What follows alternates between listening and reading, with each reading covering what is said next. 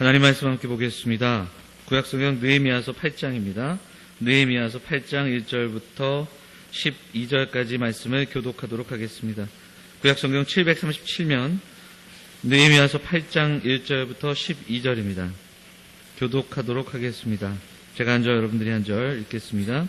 이스라엘 자손이 자기들의 성읍에 거주하였더니 일곱째 달에 이르러 모든 백성이 일제히 수문 앞 광장에 모여 학사 에스라에게 여호와께서 이스라엘에게 명령하신 모세의 율법책을 가져오기를 청하매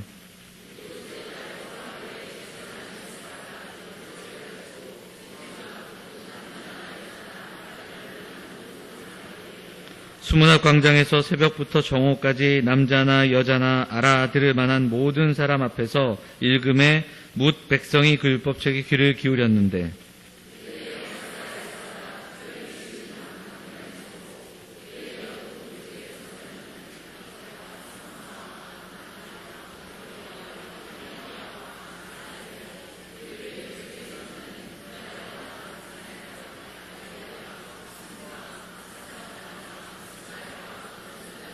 에스라가 모든 백성 위에 서서 그들 목전에 책을 펴니 책을 펼 때에 모든 백성이 일어서니라.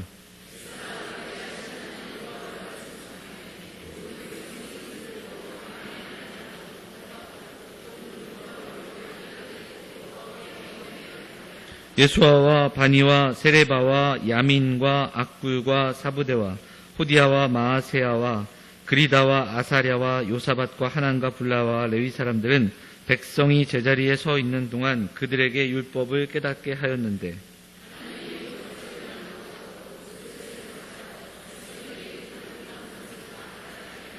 백성이 율법의 말씀을 듣고 다 우는지라. 총독 느헤미야와 제사장 겸 학사 에스라와 백성을 가르치는 레위 사람들이 모든 백성에게 이르기를 오늘은 너희 하나님 여호와의 성일이니 슬퍼하지 말며 울지 말라 하고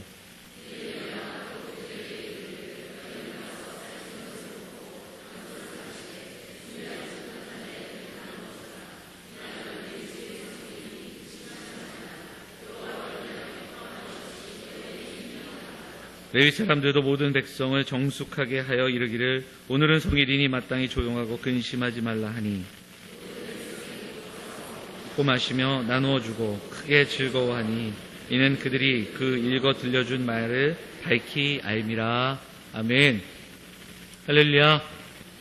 자, 양옆에 계신 분들, 앞뒤에 계신 분들, 또 멀리에 계신 분들 다 우리 좀 인사하도록 하겠습니다. 특별히 구역별로 앉아 계시니까 먼저는 구역 식구들한테 인사를 좀 할까요? 잘 오셨습니다. 반갑습니다. 이렇게. 네, 감사합니다. 오늘 합동구역 예배로 우리가 예배하는데 매주 합동구역 예배 할까봐요. 네. 그냥 오후에도 가득 이렇게 자리가 차니까 참 너무 좋네요. 구역 예배가 이제 이번 주부터 시작이 됩니다. 그리고 구역별로 이제 모이는데 오늘 합동구역 예배, 그래서 오늘은 사실 개강 예배다 이렇게 얘기할 수 있습니다. 어제 우리 구역장님들하고 모여서 함께 이야기 나눴습니다. 제가 이제 올해는 오후 예배 때 구역공과 관련된 본문을 설교할 겁니다. 그러니까 구역장님들이 구역 예배 때도 하지만 오후 예배 때 먼저 이 구역공과와 관련된, 그래서 주보를 보시면 구역공과 문제가 있고 그 옆에 보시면 또 우리 가족들이 예배할 수 있도록 만들어 놓은 또 성경 문제 푸는 그런 공간이 다 연결이 됩니다. 그래서 이게 큐티책의 본문과 함께 가는데요. 오후 예배 때 먼저 설교하고요. 그리고 구역 예배 때 다시 한번 확인하는 차원에서 하면서 좀 구역 예배 때는 조금 더 삶을 나누는 그런 예배의 모습들로 우리가 가려고 합니다. 그래서 가능하면 우리 성도들이 오후에도 참석하셔서 구역 예배 말씀을 함께 나누고요. 구역장님들은 또 필히 참석하셔야 되고요. 그리고 또 구역 예배를 통해서 이 말씀을 다시 한번 리뷰하는, 그리고 삶을 나누는 그런 모습들로 우리가 좀 함께 해 나가려고 합니다. 올 한 해 좀 더 모이기에 힘쓰고 또 모여서 삶을 나누고 서로 위해 기도하는 그런 아름다운 구역 됐으면 좋겠습니다. 자, 3월에 우리가 하고 있는 지금 구역 공과의 시작은 느헤미야서가 됩니다. 이미 1장부터 큐티가 시작이 되고요. 이번 주부터 시작되는 느헤미야서의 구역 공과는 8장이 되고요. 그리고 8장 1절부터 12절 오늘 본문의 말씀을 의지해서 말씀 재건의 기초라는 제목으로 우리가 말씀을 나누도록 하겠습니다.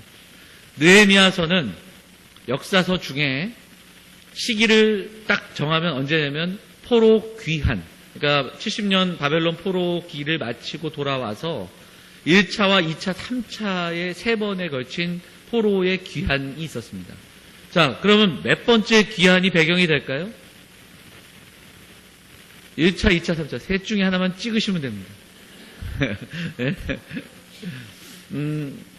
이 포로 귀환 시대에 3차가 있었는데 이게 뭐 1년에 한 번씩 뭐 이렇게 몇 달에 한 번 이렇게 빨리빨리 돌아온 게 아닙니다. 귀환하는 거리도 멀고요. 그리고 연도를 좀 찾아보면 BC 538년에 고레스가 칙령을 내리고요. 1차 귀환이 시작되는데 그리고 나서 마지막 3차 귀환은 458년, 그러니까 한 80년 동안 3번에 나뉘어서 이 귀환이 이루어지는 것을 보게 됩니다. 왜 이렇게 오래 걸렸을까? 1차와 2차가. 이 귀환이라는 게 전혀 쉽지 않았다라는 거예요. 그러니까 포로 생활하다가 고향으로 돌아오니까 얼마나 좋았을까? 그렇게 생각하시겠지만 여러분 70년이면 한 세대가 지나갑니다. 그리고 1.5세대, 2세대가 시작이 돼요. 바벨론 포로는 애굽에서 포로 생활하던 것처럼 노예 생활이 아니었습니다. 이미 그곳에 정착하고 자리 잡고 그 자녀들은 그곳에서 공부하고 그리고 그 자녀들은 거기서 삶을 내린, 이미 뿌리를 내린 그런 삶이 시작된 겁니다. 근데 그들이 고향의 소식을 듣고 고향으로 돌아가는 이 모든 그 여정이 그렇게 그 결단이 쉽지만은 않았다라는 거예요. 오히려 지금 갖고 있는 거 내려놓고 오히려 그곳에 가면 아무것도 없는 곳에 가서 다시 시작해야 하는 그런 귀환이었다라는 겁니다. 그래서 쉽지 않았어요. 그러기에 세월이 참 많이 필요했습니다. 1차 귀환이 있었고요. 2차 귀환이 있었고 3차 귀환이 있었습니다. 1차 귀환하고 나서 제일 먼저 백성들이 지었던 것은 성전입니다. 성전을 짓다가 방해 공작도 받고 포기하기도 하고 그래서 한 10년 또 20년 이런 시간이 필요했고 그 후에 성전이 지어집니다. 그리고 나서 2차 귀환할 때는 에스라가 그들의 지도자가 되었고 또한 그리고 나서 이제 마지막 3차 귀환 때는 느헤미야가 지도자가 돼서 성벽을 짓습니다. 우리는 이미 이 성벽을 짓는 이것이 얼마나 귀한가를 느헤미야서를 통해서 여러 번 듣긴 했는데 역사적으로 살펴보니까 이 성벽을 왜 지었는가? 그것은 아닥사스다 왕, 아헤수에로 왕, 뭐 그 왕들이 있었던 페르시아가 사실은 정책이 애굽을 비롯한 열방들을 통해서 자신들이 이렇게 확보한 왕국을 짓고자 하는 요새화 정책 중에 일원이었습니다. 그러니까 이스라엘의 밑에, 유다의 밑에는 애굽이 있잖아요. 그러니까 애굽에게서 이 땅을 지켜내기 위해서는 요새가 필요한 겁니다. 그런데 그 요새를 바로 성벽으로, 예루살렘 성벽으로 짓게 된 거예요. 이게 세계의 역사입니다. 그런데 여기서 세계의 역사에서 끝나는 게 아니라 성경은 이 모든 배경 속에 왕의 결단과 그 세계사의 어떤 흐름만이 있는 것이 아니라 이미 그 일을 위해 기도하는 사람이 있었고 그 기도에 응답이 있었고 그 응답 가운데 이 일을 감당하게 하셨다라는 하나님의 선하신 손을 우리에게 알려줍니다. 그 기도했던 사람이 누굽니까? 느헤미야입니다. 느헤미야는 이 일을 위해서 기도했습니다. 하나님 고향의 소식을 듣고 눈물을 흘리며 고향의 회복을 위해서 기도했습니다. 느헤미야서 1장 한번 우리 찾아보도록 하겠습니다. 1장 11절 같이 한번 볼까요? 같이 읽겠습니다. 시작. 주여 구하오니 귀를 기울이사 종의 기도와 주의 이름을 경외하기를 기뻐하는 종들의 기도를 들으시고 오늘 종이 형통하여 이 사람들 앞에서 은혜를 입게 하옵소서 하였나니 그때에 내가 왕의 술관원이 되었느니라. 여기 나오죠. 그때에 내가 왕의 술관원이 되었다. 세상 사람들은 포로 생활하고 있는 느헤미야가 술관원이 됐으니까 축하했을 겁니다. 야 대단하다. 너무너무 운이 좋다. 너무너무 잘됐다. 와, 어떻게 이렇게 직책을 맡게 됐는가 축하했을 텐데 느헤미야는 알고 있었습니다. 이 일이 어디서부터 시작됐는지. 그때가 언제입니까? 내가 기도하던 그때에 하나님이 응답하셨다. 이렇게 들려주고 있다는 겁니다. 기도하는 사람이 있었습니다. 하나님은 그 기도를 들어주셨고 그를 사용하여 주셨습니다. 자, 느헤미야 2장 18절 한번 읽어보도록 하겠습니다. 2장 18절 같이 읽어볼까요? 같이 읽겠습니다. 시작. 그들에게 하나님의 선한 손이 나를 도우신 일과 왕이 내게 이른 말씀을 전하였더니 그들의 말이 일어나 건축하자 하고 모두 힘을 내어 이 선한 일을 하려 하매. 느헤미야는 여기서도 들려줍니다. 하나님의 선한 손이 나를 도우셨다. 다른 성경에 보면 하나님의 보이지 않는 손으로 번역하는 내용도 있습니다. 그러니까 느헤미야는 기도의 응답을 경험했습니다. 그리고 이 모든 일들 가운데 하나님의 선한 손, 하나님의 보이지 않는 그 선하신 손을 경험했습니다. 그가 이제 함께 성벽을 건축하는 겁니다. 이 에스라서와 느헤미야서는 히브리 성경에 보면 히브리인들이 예전에 갖고 있던 성경에서는 한 권입니다. 하나의 성경이에요. 에스라와 느헤미야는 아주 동일한 패턴이 있습니다. 그 뭐냐면 딱 에스라와 느헤미야 이것을 반으로 딱 나누면 앞부분과 뒷부분이 딱 문단이 됩니다. 에스라의 앞부분에는 성전에 대한 권면이 나옵니다. 그리고 에스라 뒷부분에 후반부에는 이스라엘 백성들의 정체성에 대한 이야기가 나옵니다. 느헤미야서도 마찬가지예요. 느헤미야서를 딱 나누면 1장부터 7장까지가 반인데요. 1장부터 7장까지 뭐가 나오냐면 성벽을 짓는 일이 나옵니다. 에스라에는 성전이었고 느헤미야는 성벽이에요. 그런데 7장에 잠시 함께했던 사람들의 명단이 나온 다음에 8장 이후부터는 뭐가 나오냐면 공동체의 회복입니다. 그러니까 똑같은 패턴이에요. 다시 한번 설명하자면 에스라서에서는 성전을 짓습니다. 그리고 나서 그 다음에 정체성을 회복하는 이야기가 나옵니다. 성벽을 짓습니다. 그 다음에 뭐가 나와요? 공동체의 회복의 이야기가 나옵니다. 이 두 가지 내용들을 좀 바라보면서 우리는 생각하게 됩니다. 성전이 필요합니다. 이스라엘 백성들이 고향에 돌아오니까 성전이 회파됐어요. 그러니까 성전을 지어야 됩니다. 성전은 귀중한 거고 소중하고 그곳에서 하나님을 만나는 곳이니까. 그런데 성전만으로는 안 된다는 거예요. 우리의 정체성이 성전의 건물을 짓는다 해서 회복되는 게 아니더라는 거예요. 그러면 그 성전에서 예배하며 그 성전에서 예배하는 사람답게 살아야 하는 겁니다. 그 다음에 성벽을 짓습니다. 이스라엘 백성들이 살아가는 삶의 터전 예루살렘 성벽을 짓는데 그 짓는 것을 통해 하나님의 영광을 경험합니다. 근데 그들이 깨닫게 되는 게 있습니다. 성벽만으로는 안 되는 거예요. 성벽만을 짓다 해서 공동체가 회복되는 게 아니더라는 거예요. 그 다음에는 그 공동체가 회복되는 그 일들이 그들에게 있어야 되는데 그 일의 시작이 오늘 우리가 읽은 본문 8장의 본문이라는 것을 우리가 보게 됩니다. 에스라서도 느헤미야서도 하나님의 집, 하나님의 나라를 재건하는데 외적이고 그리고 필요한 형식 또한 뭐 성전과 성벽의 재건 이게 필요한데 그것도 중요하지만 그게 중요하지 않다는 게 아니에요. 근데 그것만 가지고는 안 된다. 우리의 신앙과 우리의 정체성과 또 우리의 공동체가 회복하기 위해서 정말 더 필요한 게 있는데 그게 무엇인가를 밝히 보여주는 것이 에스라서의 후반 그리고 느헤미야서의 후반의 말씀이다. 이렇게 살펴볼 수 있습니다. 자, 그럼 그들을 회복하는 공동체 회복의 출발 가운데 그들에게 뭐가 있었는가? 그들이 오늘 수문학 광장에 모입니다. 그리고 모여서 하나님의 말씀을 듣습니다. 어떤 일이 벌어지는가? 그들이 말씀을 듣고 깨닫기 시작했다. 오늘 본문에는 반복해서 이야기하고요. 8장 7절에 보면 이런 말씀이 있죠. 7절 후반절을 한번 보시면 사람들의 명단이 쭉 나온 다음에 레위 사람들은 백성이 제자리에 서 있는 동안 그 다음에 뭐예요? 그들에게 율법을 깨닫게 하였는데 근데 이게 깨닫게 한다는 게 어떻게 했을까요? 율법을 잘 설명했을까요? 찾아보니까 저도 그렇게 알고 있었어요. 율법을 잘 설명했구나. 그게 아니라 번역한 겁니다. 그러니까 레위인들이 뭐 했냐면 통역했다라는 표현이 더 정확합니다.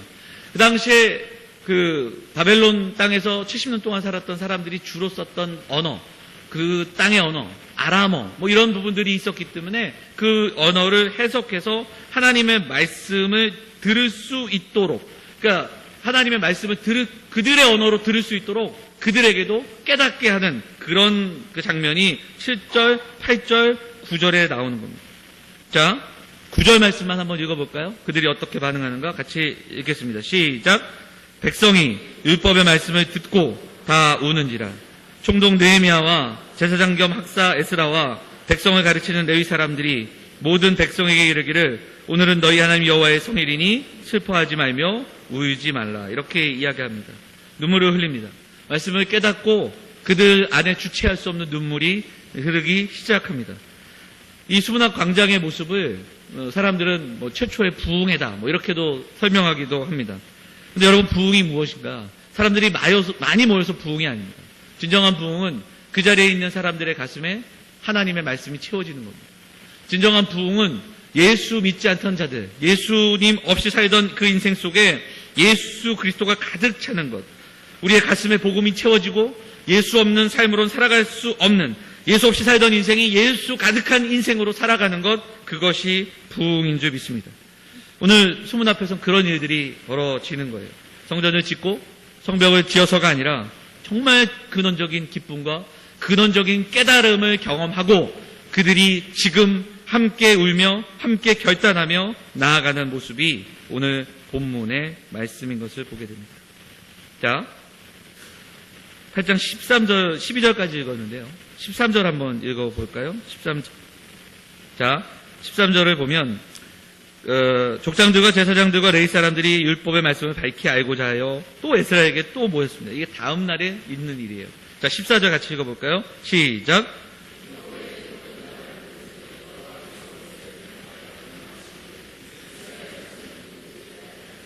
초막에서 거할지니라 하였고, 그러니까 그들이 그동안 말씀대로 살지 않았던 걸 하나씩 하나씩 깨닫게 됩니다.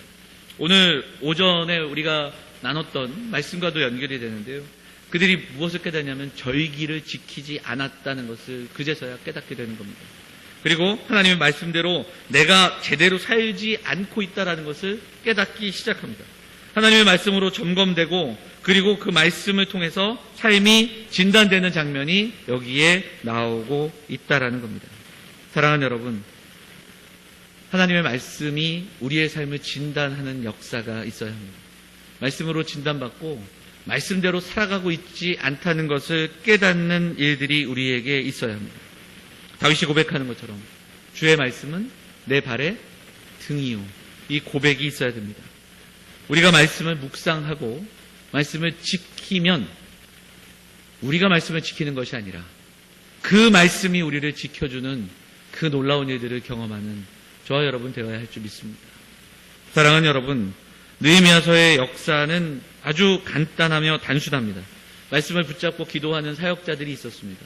그리고 그 사역자가 말씀을 선포하고 백성들이 변화되기 시작합니다. 그 사역자가 바로 에스라입니다. 에스라는 느헤미야보다 14년 앞서서 이끌었던 그 2차 기한의 지도자였고 레위 지파였고 제사장이었습니다. 또한 학사였습니다. 그 에스라가 결단하고 소망했던 기도가 있었습니다. 자, 에스라서 7장을 한번 보도록 하겠습니다. 앞으로 가서 에스라서 7장 찾아보셔야 됩니다. 7장 10절 말씀 같이 읽도록 하겠습니다. 같이 읽어볼까요? 같이 읽겠습니다. 시작. 에스라가 여호와의 율법을 연구하여 준행하며 율례와 규례를 이스라엘에게 가르치기로 결심하였더라. 그는 결심했습니다. 율법을 연구하겠다. 연구하는 것으로 끝나지 않았습니다. 그 말씀을 준행했습니다. 그 말씀대로 살았고 자신이 먼저 자신의 삶에 적용했습니다. 그리고 그들을 가르치겠다고 결심했습니다. 그리고 그 결단과 기도가 지금 오늘 느헤미야서 8장을 통해서 이루어지고 응답되고 있는 겁니다. 말씀 안에는 우리를 돌아보게 하는 능력이 있는 줄 믿습니다. 말씀 안에는 우리를 자유케 하는 기쁨이 있는 줄 믿습니다. 이것을 믿고 우리가 말씀 앞으로 나아가고 그 말씀을 붙들고 여호와를 기뻐할 수 있는 사랑하는 성도들 다 되시기를 주의 이름으로 축원해 드립니다. 여러분, 수문학 광장에서 일어난 이 놀라운 부흥의 역사는 이렇게 말씀을 좀 보면 그냥 슬퍼 우는 것이 아니라 슬피 울었고요, 깨달았고요, 그리고 깨달은 그 마음으로 삶을 고쳐냈습니다. 여기까지 가는 모습, 전인격적인 반응으로 삶의 변화가 동반된 거룩한 삶의 변화였습니다. 그동안 귀찮고 그동안 여러 가지로 또 어려운 상황에 있다 보니까 지키지 않았던 초막절, 그 초막절을 지키기 시작합니다. 힘들고 어렵지만 그 절기를 지켜내고 그 절기를 통해 주시는 은혜를 깨닫게 되는 겁니다. 사랑하는 여러분, 이렇게 그 포로 귀환한 백성들의 모습을 이렇게 돌아보면 성전을 짓다가 포기하기도 하고 또 여러 가지로 낙심하기도 하는 모습이 있지만 말씀 서두에 얘기한 것처럼 그들의 귀한 자체는 굉장히 귀한 결단이었고 또 아름다운 길이었습니다. 근데 그들이 돌아와서 열심히 살지 않던 게 아닙니다. 성전을 지었고 또 열심히 살았습니다. 그런데 상황이 그렇게 변하지 않는 겁니다. 역사서를 읽어보고 특히 에스라, 느헤미야 그리고 학개 스가랴를 읽어보면 그 시대의 사람들의 마음은 조금은 엿볼 수 있습니다. 이것은 마치 오늘을 살아가는 우리와도 같습니다. 유배지의 삶을 70년간 살고 돌아와 성전 짓고 성벽까지 재건합니다. 어느 누가 그들을 손가락질할 수 없을 만큼 열심히 살았습니다. 근데 그들의 마음엔 풀리지 않는 공허함이 있었습니다. 기쁨이 없었고, 그리고 왜 하나님은 우리를 70년 동안 떠나게 하셨는지, 그리고 왜 하나님은 여전히 멀리서만 우리를 이렇게 지켜보시는지, 왜 하나님은 우리의 삶을 변화시키지 않으시는지, 이러한 질문들이 그들에게 있었습니다. 이 모습은 오늘을 살아가는 우리도 마찬가지입니다. 여기 오늘 지금 오후 예배 이 정도 오신 우리 구역 식구들 정도면 정말 믿음으로 살아가는 분들입니다. 여기서 신앙생활 열심히 하지 않는 분들 없어요. 우리가 믿음으로 살아갑니다. 여기에는 장로님들도 계시고 권사님도 계시고 집사님들도 계십니다. 우리에게 주어진 일들 참 열심히 감당하며 살아옵니다. 참 목회자의 입장에서 볼 때 참 정말 이렇게 애쓰고 수고하는 분들이 또 있을까 하는 분들이 여기 정말 많이 계십니다. 그런데 그렇게 일을 하고 직분을 감당해도 우리의 마음에 기쁨이 없습니다. 우리가 살아가는 삶에 낙이 없을 때가 있고 또 삶의 현장 속에서 겪는 수많은 일들이 우리에게 닥칩니다. 그렇게 우리는 때로는 공허하고, 그래서 어떤 분들을 만나면 그렇게 열심히 했음에도 불구하고 낙심하기도 하고 공허한 삶을 경험하기도 한다는 겁니다. 근데 백성들이 오늘 깨닫게 되는 겁니다. 하나님의 말씀이 그것을 깨닫게 해주는 겁니다. 왜 우리가 공허했으며, 왜 우리가 껍데기였으며, 왜 우리가 했던 그 열심이 어긋난 열심이고 위험한 열심이었는지를 깨닫게 해주고 계시다라는 겁니다. 사랑하는 여러분, 오늘 이 말씀이 낭독되고 말씀의 뜻을 듣는 가운데 깨달았던 그들의 모습이 올 한 해 주일마다 모여 예배하는 우리들의 예배 가운데, 그리고 사랑하는 우리 구역 식구들이 모여서 삶을 나누고 말씀을 나누고 기도하는 가운데 우리도 이렇게 초막절에 경험했던, 수문 앞에서 경험했던 이 진정한 부흥의 역사를 우리 사랑하는 영험의 성도들이 경험하는 그 귀한 은혜가 있는 시간들이 되시기를 다시 한번 주의 이름으로 축원을 드립니다. 사랑하는 여러분, 우리가 주일에 교회에 모일 때, 특별히 구역으로 또 모이는 그 시간마다 함께 초막을 짓기를 바랍니다. 익숙한 자리가 아니라 두려운 마음과 떨리는 마음으로 하나님의 말씀 앞에 겸허히 서서 말씀을 경외하고 말씀을 듣고 그 말씀을 듣는 것으로 끝나는 게 아니라, 말씀을 알아가는 것으로 끝나는 것이 아니라 정말 하나님 사랑하며 살기 위해 오늘 살아가는 힘들고 어려운 삶이지만 그 삶에서 하나님 뜻대로 살아가기 위해 그 말씀을 듣고 깨닫는 우리 성도들이 되시기를 부탁을 드립니다. 그 하나님 뜻대로 살아갈 때 그 뜻 가운데 주시는 은혜를 경험하며 오늘 이스라엘 백성들을 위로하는 그 지도자들의 말처럼 여호와로 인하여 기뻐하는 것이 너희의 힘이니라. 이 놀라운 그 은혜의 말씀들이 우리의 삶에서 정말 경험되어지는 그 복된 삶이 되시기를 간절히 소망합니다. 사랑하는 여러분, 우리 같이 한번 해볼까요? 여호와로 인하여 기뻐하는 것이, 이렇게 정말 두렵고 떨리는 말씀을 읽으면서 이렇게 좀 더 크게 우리 같이 하겠습니다. 여호와로 인하여 기뻐하는 것이 우리의 힘이니라. 여호와로 인하여 기뻐하는 것이 우리의 힘입니다. 이 땅을 살아갈 때 사람들이 갖고 있는 물질과 힘과 권력과 수많은 자랑과 힘이 아니라 여호와를 기뻐하는 것이 저와 여러분의 힘인 것을 깨닫는 우리 살아가는 영암교회 예배, 그리고 우리 구역 모임들, 우리가 말씀을 붙드는 그 순간순간들이 되시기를 간절히 원합니다. 예배와 말씀으로 돌아서서 그 하나님의 말씀을 붙들고 삶의 방향이 돌이킬 때 정말 우리가 이 땅을 살아가면서 근원적인 기쁨, 정말 참을 수 없는, 감당할 수 없는 그 근원적인 기쁨들을 경험하며 복음의 삶을 살아가시는, 우리의 마음과 삶을 돌이키는 그 말씀의 은혜를 경험하며 살아가시는 우리 영암의 성도들 다 되시기를 주의 이름으로 축원을 드립니다. 우리 찬송 한장 하겠습니다. 우리 전능하신 나의 주 하나님 찬양하고요. 우리 좀 같이 기도하도록 하겠습니다.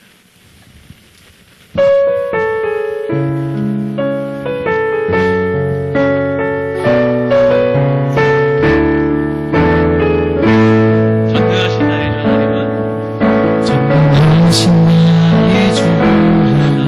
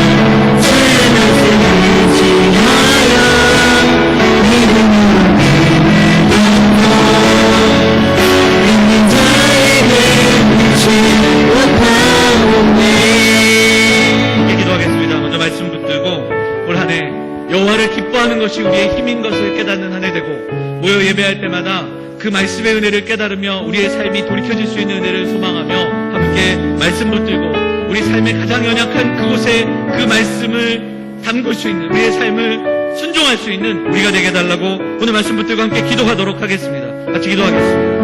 하나님 아버지, 오늘도 사랑하는 성도들과 함께 예배하며 주의 말씀을 위하여 나갈 수 있도록 인도하여 주시니 감사드립니다. 삶의 가장 공고하고 힘든 시간들이 있습니다.